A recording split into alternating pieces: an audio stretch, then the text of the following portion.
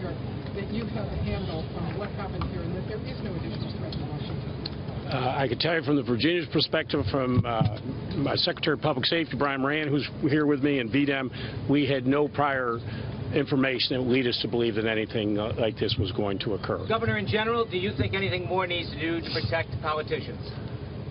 Well, let me say this. I think we need to do more to protect all of our citizens. I have long advocated, this is not what today is about, but there are too many guns on the street.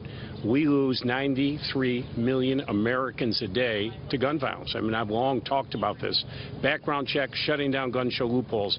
You know, that's not for today's discussion, but it's not just about politicians.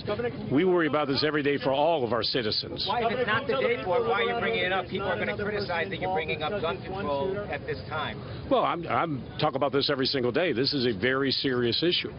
You know, I just came with Colonel Flaherty recently. You know, we just buried one of our great state troopers, a special agent, with a wife and 3 young children, needless, senseless. So we've got to look at this. But I'm not going to get anywhere near the investigation. The FBI is leading this.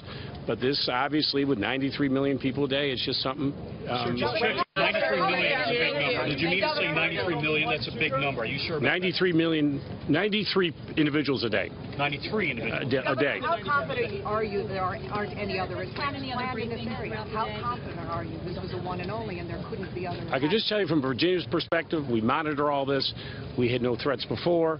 We're not concurring looking at that. As it relates to this incident, this is totally up to the FBI and the local law enforcement. Sir, there's so much acrimony right now in the political discourse and dialogue in this country. There's so much back and forth and venomous discussion.